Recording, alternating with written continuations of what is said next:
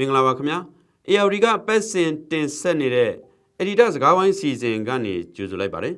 ်ဒီတစ်ပတ်မှာတော့စီးရေးအရှိန်မြင့်နေတဲ့ဂရင်းနီစစ်မြေပြင်ဆိုတဲ့ခေါင်းစဉ်နဲ့ကျွန်တော်တို့ဆွေးနွေးသုံးသပ်သွားကြမှာဖြစ်ပါတယ်ကျွန်တော်ကတော့ AOD မြန်မာပိုင်းသတင်းတောက်ချုပ်ကြော်ခပါကျွန်တော်နဲ့အတူတူဆွေးနွေးမဲ့သူကတော့ AOD ရဲ့ Editor ချုပ်ကိုအောင်စောဖြစ်ပါတယ်ဟုတ်ကဲ့ကိုအောင်စောမင်္ဂလာပါမင်္ဂလာပါကိုကျော်ကမင်္ဂလာပါကယားပြည်နယ်ရဲ့လက်ရှိအခြေအနေဟာစစ်ကောင်စီရဲ့ရန်တရားတွေအုပ်ချုပ်ရေးရန်တရားတွေဘာမှလဲပတ်လို့မရတော့လောက်အောင်အခြေအနေကိုရောက်ရှိသွားပြီဖြစ်ပါတယ်ပြည်နယ်တစ်ခုလုံးဟာစစ်မြေပြင်နှီးပါဖြစ်နေတဲ့အတွက်ဒီအခြေအနေနဲ့ပတ်သက်ပြီးတော့ကျွန်တော်တို့အရင်ဆုံးစပြီးဆွေးနွေးကြည့်ကြရအောင်ပါအရင်ဆုံးတော့ကိုအောင်စောကစပြီးဆွေးနွေးပေးပါအောင်ဟုတ်ကဲ့ကိုကျော်ကကျေးဇူးပါပဲအာလာမသိငင်အခြေအနေကိုကျွန်တော်ပြန်ကြည့်မယ်ဆိုရင်ကရင်နီဟာကယားပြည်လို့လည်းခေါ်ပါတယ်ကရင်နီဟာတည်ငြိမ်အေးချမ်းတဲ့2010မှာဆိုရင်လည်းဦးသိန်းစိန်ဆိုရတဲ့ဒီ KNPP အဖွဲ့အကြားမှာတွေ့ဆုံဆွေးနွေးမှုတွေရှိခဲ့တယ်အဲ့နောက်ပိုင်းမှာဒေါ်ဆန်းစုကြည်အစိုးရကာလအထိတိုက်ပွဲတွေကြီးကြီးမားမားဖြစ်ခဲ့တာကိုကျွန်တော်မတွေ့ရပါဘူးဒေါ်ဆန်းစုကြည်လက်ထက်မှာဆိုရင်ကရင်နီပြည်နယ်ကို tourism ခီးသွွားလုပ်ငန်းအတွက်သူတို့အားထားလှုပ်ဆောင်မှုစီစဉ်ခဲ့တာရှိတယ် project အသစ်တွေရှိတာကိုကျွန်တော်တွေ့ခဲ့ရတယ်ထိုင်းနိုင်ငံမြောက်ဘက်မှာရှိတဲ့မြောင်ဆောင်မြို့တော်နဲ့ဆက်သွယ်လမ်းဖောက်ဖို့လည်းစီစဉ်ခဲ့တာကြီးကျွန်တော်တွေ့ရတာဖြစ်ပါတယ်။ဆိုတော့ခီးသွွားလုပ်ငန်းအတွက် potential ကြီးတဲ့တိုင်းဒေသတစ်ခုလည်းဖြစ်တယ်လို့ကျွန်တော်တို့ပြောလို့ရပါတယ်။အဲ့တော့အာဏာသိမ်းပြီးနောက်ပိုင်းမှာတော့အခြေအနေတွေပြောင်းလဲသွားတာကိုကျွန်တော်တွေ့ရတယ်။ကရင်နီပြည်နယ်ရဲ့အခြေအနေဝမ်းနည်းစရာကောင်းအောင်ပြောင်းလဲသွားခဲ့တာကျွန်တော်တွေ့ရပါတယ်။2021အကုန်2022ကနေစပြီးကရင်နီပြည်နယ်မှာလက်နက်ကိုင်ပုံကမှုတွေစတင်ဖြစ်ပွားခဲ့တယ်။အစမှာတော့အိမ်လုံးအမဲလိုက်တနက်တွေတူမီတနက်တွေနဲ့တိုက်ခိုက်ကြပြီမဲ့နှစ်အတွင်းမှာပဲတနက်ကအင်အားစုတွေအားကောင်းလာတာကိုတွေ့ရတယ်အခုညီတွေရလာတာကိုတွေ့ရတယ်ပြည်နယ်မှာအသစ်ဖွဲ့စည်းတဲ့ KNDF နဲ့ PDF တွေရဲ့အင်အားစုတွေပူပြီးကြီးမားလာပြီးတော့တောင်လိုင်းအဖွဲ့အစည်းတွေနဲ့ပူးပေါင်းတဲ့ပြည်နယ်တွေကိုလည်းအာဏာသိမ်းပြီးနောက်ပိုင်းမှာဟလာမြေပြန့်နေပြီလားခိုးလုံကြတဲ့သူတွေအများစုကိုကျွန်တော်တွေ့ရတာဖြစ်ပါတယ်ဆိုတော့သူတို့တွေအားလုံ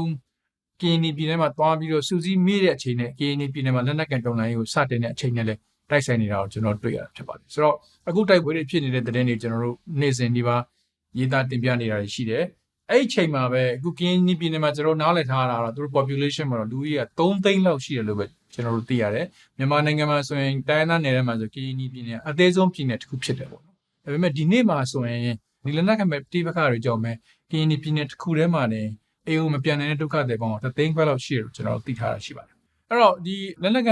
ကခုခံတောင်းလာနာကိုမြန်မာစစ်ကောင်စီနဲ့မြန်မာစစ်တပ်ကဘယ်လိုနှိမ်နေတယ်လဲပေါ့နော်ပြန်ကြည့်မယ်ဆိုတော့2021အစောပိုင်းကလေးကနေပြီးတော့ဒီမြန်မာစစ်တပ်ကနေပြီးတော့ကရင်ပြည်နယ်မှာတပ်တွေပူချလာတယ်ချိန်မုံမှုစ조사ခဲ့တာကိုကျွန်တော်တွေ့ရတယ်တော့2022မက်လအတွင်းမှာဆိုစစ်စင်ကြီးတစ်ခုကိုသူဆင်နွှဲတယ်စန္ဒိကာတွေဖြတ်တယ်စေဝါတွေဖြတ်တောက်တယ်စစ်သွေးလမ်းကြောင်းတွေဖြတ်တောက်တယ်လက်မစစ်သွေးတွေဖြတ်တောက်တယ်လက်နက်စီးဆင်းမှုဖြတ်တောက်ဖို့စ조사ခဲ့တာကိုကျွန်တော်တွေ့ရတယ်ဒါပေမဲ့အဲ့ဒါတွေအောင်မြင်မှုမရှိခဲ့တာကိုကျွန်တော်တွေ့ရတယ်နောက်တစ်ချိန်2023ဖေဖော်ဝါရီလထဲမှာခြေလင်းတန်ရင်းနေနဲ့တခြားစစ်စင်တပ်ကတပ်တွေကိုရခိုင်နဲ့ရှမ်းပြည်နယ်ဆွဲချလာပြီးတော့ကရင်ပြည်နယ်မှာအင်အားပေါင်း9000ကျော်လောက်ရှိတယ်လို့ကျွန်တော်တို့သတင်းတွေကကျွန်တော်တို့သိရတာဖြစ်ပါတယ်စစ်စင်အရှိကိုမြင့်လာတာတွေ့ရတယ်ဒီဒါအပြင်ထူးခြားတာကတော့ဒီစစ်ကောင်စီကနေပြီးတော့သူ့ရဲ့ viewer အတိုင်းရှမ်းပြည်နယ်ဆက်နဲ့ကရင်ပြည်နယ်ထဲမှာရှိတဲ့သူ့ရဲ့ BGF ခေါ်တဲ့နေကြားဆောင်တပ်ဖွဲ့တွေကိုပါအသုံးလာတာမျိုးကျွန်တော်တွေ့ရတယ်ပေါ့နော်ဒါပေမဲ့ဒီနေ့ဒီချိန်ဒီတိုက်ပွဲတွေကိုအဆုံးမတက်နိုင်တာကိုတွေ့ရတယ်အဆုံးမတက်နိုင်တဲ့အပြင်တိုက်ပွဲတွေပိုပြီးအရှိန်မြင့်လာတာကိုတွေ့ရတယ်ဆိုတော့ဒီနေ့နောက်ဆုံးပိတ်ကျွန်တော်သိသလောက်ဆိုရင်တော့ KNI ပြည်နယ်ကို KNPP ရော KNDF ကောအဲ့လိုခြား PDF အဖွဲ့တွေကပါရာဂိုင်နှုန်းအတော်များများစီးမိထားတာကိုကျွန်တော်တွေ့ရတယ်KNPP ဟာဒီနေ့ဒီချိန်မှာအင်အား2000နဲ့3000ဝန်းကျင်လောက်တော့ရှိနိုင်တယ်ဒါပေမဲ့ KNDF ကတော့ဒီနေ့အင်အား8000 1000ဝန်းကျင်ရှိတယ်လို့ကျွန်တော်တို့သိထားတာဖြစ်ပါတယ်ဒါအပြင်ဒီထဲမှာကျွန်တော်တို့ KNU နဲ့ဟလာတခြား PDF တွေလည်းဝင်ပြီးအားဖြည့်တိုက်ခိုက်နေတာကိုကျွန်တော်တွေ့ရတယ်ပေါ့နော်အခုမြေပြင်သတင်းတွေအများစုတော့ကျွန်တော်တင်တယ်ကိုကျော်ခါနေ့စဉ်ဒီပါဒါတွေကိုစီစဉ်တိဖြတ်နေတဲ့သူဆိုပိုပြီးသိနိုင်မယ်ထင်မှာကျွန်တော်တို့အဲ့ဒါပတ်သက်ပြီးတော့မြေပြင်သတင်းဖြစ်နေတာတွေကိုများ share လို့ရမှာမသိဘူး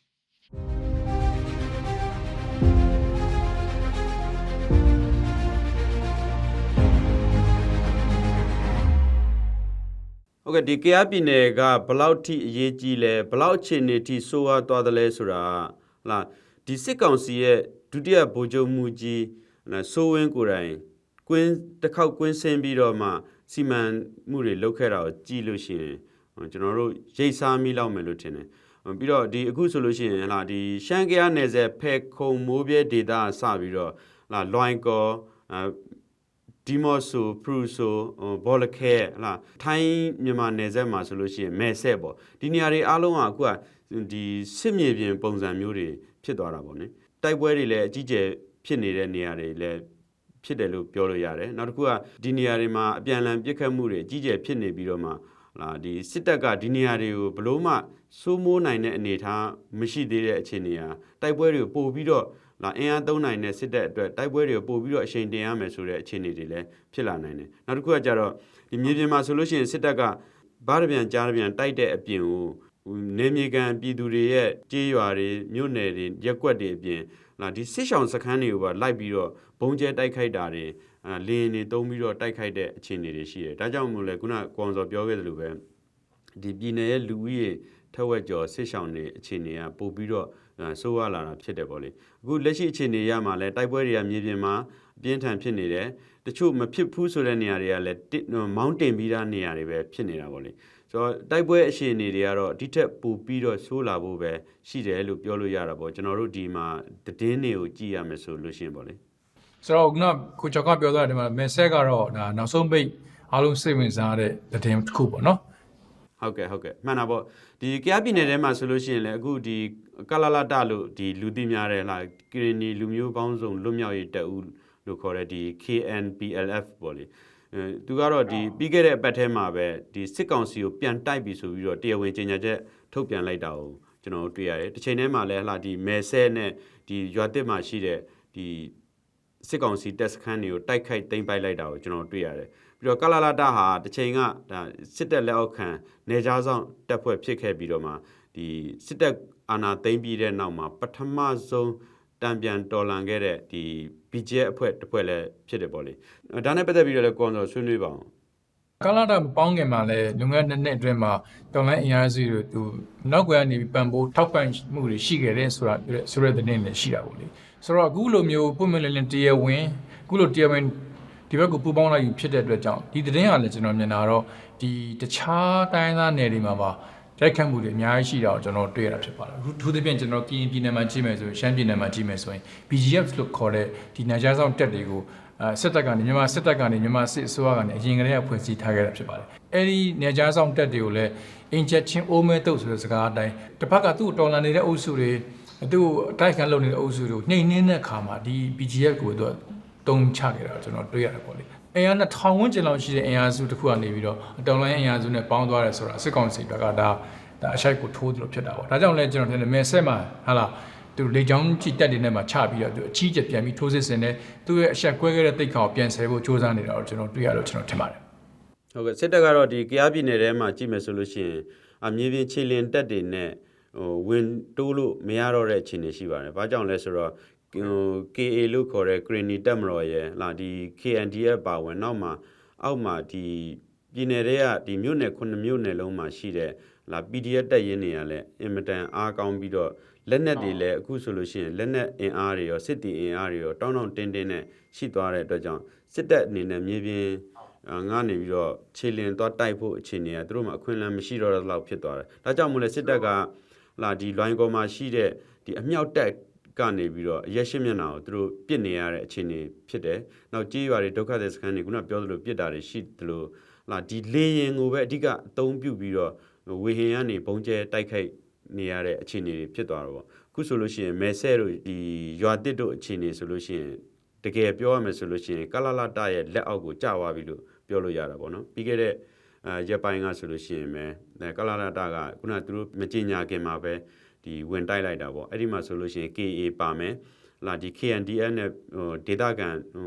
ဖြစ်တဲ့ဒီ PDF တွေပါတယ်နောက်ဒီနယ်မြေချင်းထိစပ်နေတဲ့ကရင်ပြည်နယ်တွေကလာကရင်မျိုးသားလူမျိုးရေးတက်မလို့ဒီ KNL ပေါ့ KNU ရဲ့ KNL တက်တွေလည်းပူးပေါင်းထားတာဆိုတော့စစ်တပ်ကတော်တော်လေးအဲ့မှာအထိနာပြီးတော့အဲ့ဒီမှာကျွန်တော်သိချင်တာအဲ့ဒီမဲဆက်မှာဖြစ်တဲ့တိုက်ပွဲမှာဆိုရင်တော့ဒီတစ်ဖက်ကြားမှာထိခိုက်မှုတွေအပြင်မြန်မာစစ်တပ်ဘက်ကနေဒါဇင်နဲ့ချီပြီးတော့လက်နက်ချတာတွေအလင်းဝင်တာတွေရှိခဲ့တယ်ပြီးတော့လက်နက်ကြီးတွေမိတဲ့ကိစ္စကြတော့ ဟုတ်ကဲ့လက်နက်တွေအများပြားလဲတိမ့်လိုက်နေတာပေါ့ခုနလိုလက်နက်တွေချပြီးတော့ဒီထိုင်းဘက်ကိုဝင်သွားတဲ့ဒီစစ်ကောင်စီတပ်တွေလည်းရှိတယ်ပေါ့လေအခြေအနေတွေကတော့ဒီစစ်ကောင်စီကနေရာ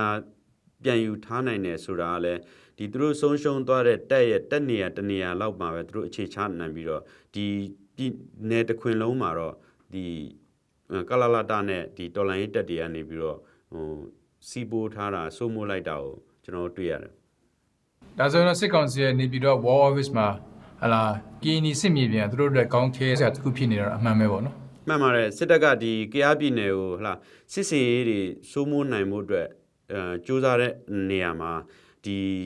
ီကြားပြည်နယ်ရဲ့အဓိကဝင်ပေါက်ဖြစ်တဲ့ရှမ်းကြားနယ်စပ်ကဒီမိုးပြဲဖယ်ခုံဒေသကိုစစ်တီအင်အားတွေလက်နက်အင်အားတွေကိုပြီးခဲ့တဲ့လတွေကတည်းကအင်အားရာနဲ့ချီပြီးတော့ဖြစ်တင်းနေတာတွေတွေ့ရတယ်လက်နက်ကြီးတွေတက်ဆင်နေတာတွေလည်းတွေ့ရတယ်ဒါဒီနေရာကိုသူတို့စိုးမိုးနိုင်ဖို့အတွက်စူးစမ်းနေတာ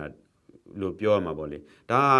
တစ်ဖက်ကကြည့်မယ်ဆိုလို့ရှိရင်ကြားပြည်နယ်ကိုလက်လွတ်ဆုံးရှုံးရတော့မယ်အခြေအနေကိုစိုးရိမ်နေတဲ့ဆိုတဲ့ပုံစံကိုပြသနေတဲ့သဘောပေါ့လေဒီဟာနဲ့ပတ်သက်ပြီးတော့ကွန်စောဘယ်လိုသဘောရလဲဟုတ်ကျွန်တော်မြင်တာတော့ကရင်ပြည်နယ်ဒီကြားပြည်နယ်ရဲ့အရေးပါမှုကိုကျွန်တော်တို့မေ့ထားခဲ့လို့မရဘူးဒါကျွန်တော်တို့ကကရင်ပြည်နယ်ကိုကြည့်မယ်ဆိုရင် blind spot မမြင်ရတဲ့ဟာမျိုးကျွန်တော်တို့သွားလို့မရဘူးပေါ့နော်။ဘာကြောင့်လဲဆိုတော့ကရင်ပြည်နယ်ဟာမဟာဗျူဟာကျတဲ့လမ်းစုံလမ်းကွာတစ်ခုလို့ကျွန်တော်သုံးသပ်လို့ရတယ်။ဘယ်ဟာကဘလို့ဖြစ်ပြီးတော့မဟာဗျူဟာကျတဲ့လမ်းစုံလမ်းကွာဖြစ်ရတာလဲဆိုတော့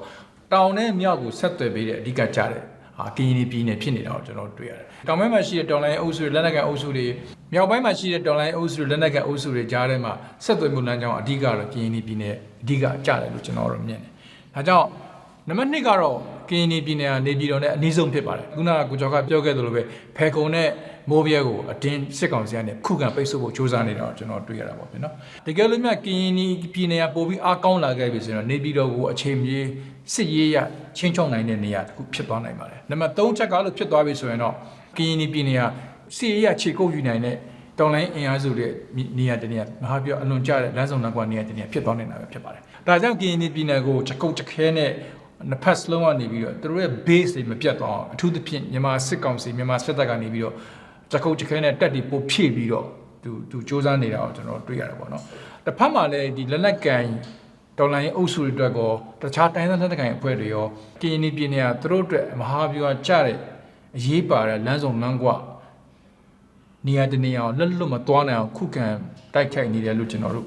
သုံးသပ်လို့ရတယ်ဒါကြောင့်လည်းကရင်စစ်မြေပြန်ပို့ပြီးအရေးပါလာတဲ့အားလုံးရဲ့အာရုံစိုက်ဆန်ဖြစ်လာတယ်လို့ပဲကျွန်တော်သုံးသပ်ပါတယ်ကိုကျော်ကဟုတ်ကဲ့မြေပြင်အခြေအနေတွေရဒီနေမြေတော်တော်များများကိုဒီတော်လိုင်းရေးတက်တွေကစိုးမိုးထားနိုင်တယ်ဆိုပေမဲ့ဒါမဲ့စစ်ကောင်စီကသူတို့လုပ်နေကြပုံစံတစ်ခုတော့သတိထားမယ်လို့ထင်တယ်ဆိုပြီးတော့ဒီစစ်ရေးသုံးသက်တဲ့သူတွေပြောနေရလဲရှိတယ်အဲ့ဒါကတော့စစ်ကောင်စီကလုပ်နေကြကြွက်မနိုင်ကြည်မီးနဲ့ရှုဆိုတဲ့ပုံစံမျိုးလုပ်နေတာပေါ့လေအခုဥပမာပေးတာကတော့စကိုင်းကအခြေအနေတွေပေါ့လေစကိုင်းမှာဆိုလို့ရှိရင်မြေပြင်ပျောက်ကြားတက်တွေတော်လန်ရေးတက်တွေကိုနဲ့တိုက်တဲ့ဟာတော့မနိုင်တော့ဒီကြေးရွာတွေကိုလက်နက်ကြီးတွေနဲ့ပစ်ခတ်တာဝေဟင်ကနေပြီးတော့တိုက်လေရင်နေနဲ့ဘုံကျဲတာစာတင်ကျောင်းတွေဘုံကျောင်းတွေဆာဘုံကျဲတိုက်ခိုက်တာတွေရွာတွေကိုမီးလိုက်ရှို့တာတွေလုပ်နေတဲ့ဟာမျိုးတွေကအခုလိုစီးရေးရထွက်ပေါက်မရှိတော့တဲ့အခါကရီနီမှာလည်းလှုပ်လာနိုင်တယ်ဆိုတော့သတိပေးပြောဆိုချက်တွေလည်းတွေ့ရပါတယ်ဒါကြောင့်မို့လဲတချို့နေရာတွေကိုဒီကရီနီတက်တွေကရှော့လိုက်တင်းလိုက်လုပ်ပြီးတော့လှုပ်ရှားနေကြတယ်လို့သုံးသက်နေကြတာပေါ့လေအဲ့တော့ပြောရမယ်ဆိုရင်တော့မြန်မာစစ်တပ်ကခေတ်ဆက်ဆက်မှာတုံးခဲ့တာတော့အထူးသဖြင့်တိုင်းသားနယ်တွေမှာတုံးခဲ့တာသူ့ရဲ့ဒီမြေလန်စနစ်ပေါ့နော် clearance operation လို့လည်းခေါ်ကြတယ်နယ်မြေရှင်းလင်းဆိုပေမဲ့လည်းမြေလန်စနစ်ကိုတုံးတယ်ဖြတ်လေးပြက်ကိုတုံးတယ်အဲ့မှာရှိတဲ့ပြည်သူလူထုဒုက္ခအကြီးကျယ်ပေးပြီးတုံးလိုင်းအင်အားစုတွေအာရော့သွားအောင်လုပ်လို့ရှိတဲ့သူ့ရဲ့ view ဟာတစ်ခုပေါ့ဒါကိုတခြားနယ်တွေမှာလည်းတုံးနေတာကျွန်တော်တို့တွေ့ရတယ်ကရင်ပြည်နယ်မှာလည်းစပြီးတုံးနေတာကျွန်တော်တို့တွေ့ရတာဖြစ်ပါတယ်မိနစ်တရလို့ပြောလို့ရတယ်ဒါပေမဲ့ပိုပြီးအင်အားသုံးပြီးတော့ဒါမျိုးတွေဖိအားပေးလို့ဆောင်မှုတွေပိုပြီးအကြခင်မှာပိုပြီးတွေ့ရနိုင်တယ်လို့တော့ကျွန်တော်တို့အဲ့လိုထင်ပါတယ်ကိုကျော်ကဟုတ်ကဲ့ကောင်းဆိုကျေးဇူးတင်ပါတယ်ကျေးဇူးပါကိုကျော်က